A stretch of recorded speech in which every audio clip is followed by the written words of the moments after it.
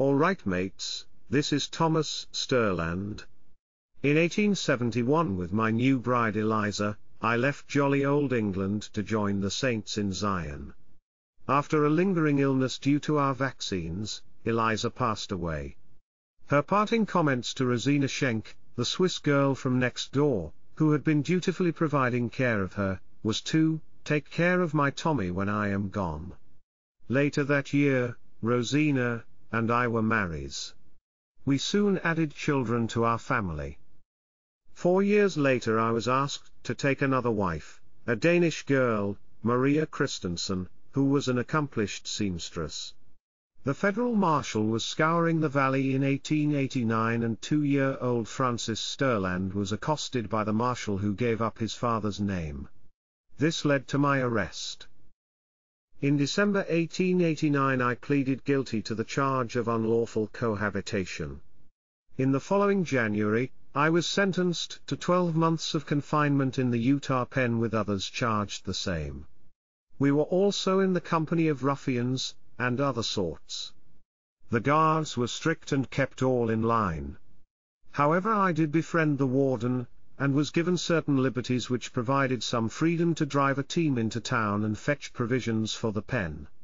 Time was spent in the pen reading the scriptures, writing letters to my family to cheer them up, provide encouragement and to help them to strengthen their testimony of the restored gospel, for which we left our native homes to seek freedom to live according to divine revelation. I also took to pen and paper, with some humor, to write about this experience in the pen. A poetic verse seemed appropriate. When at the pen you do arrive, our prison life I will now describe. The guard outside you may think rough invited you in to hold you up. Your pockets are rifled with a willing hand, and everything is taken that is contraband. To the unsuspecting this may seem funny, but they never fail for your knife and money. You then sit down on a long settee while Wyman takes your pedigree. Eyes blue, complexion fair, a wart on nose, light sandy hair. The crime committed is noted, too. And the number of years you have to do.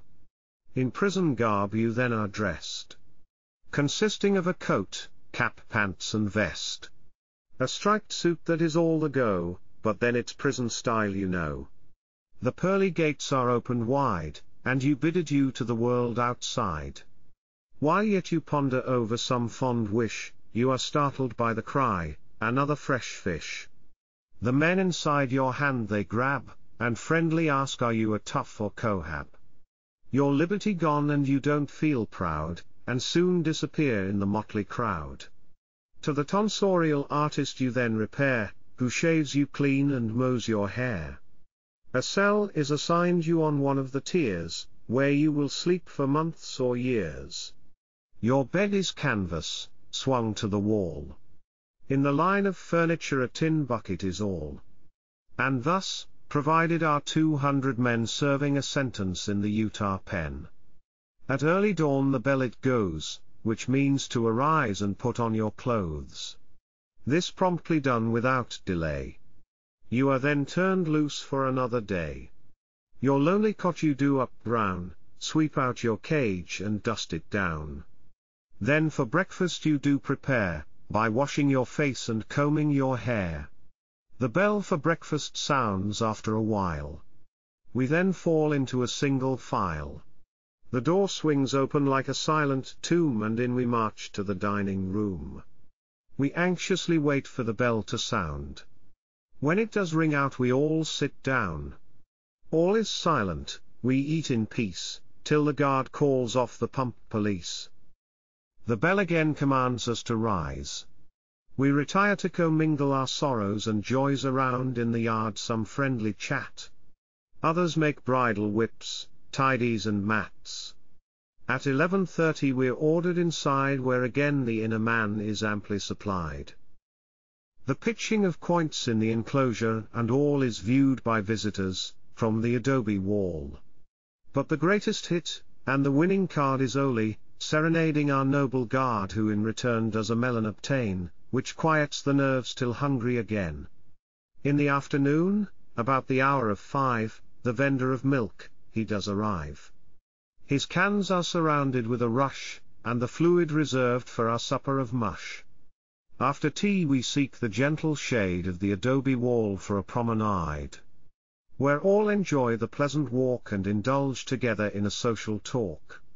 And thus we tramp to pass the time but dare not pass the small deadline.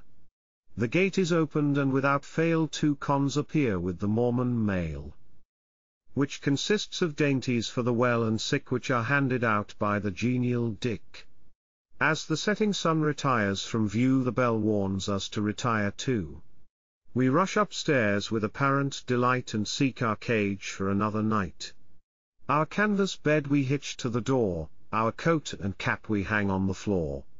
Then provide a drink in a small tin cup. Then the guards say, "Number 2 stand up." We then are counted and found all in. We light our candle and to read begin. Some sing songs while others are listening to the strains of a sick guitar.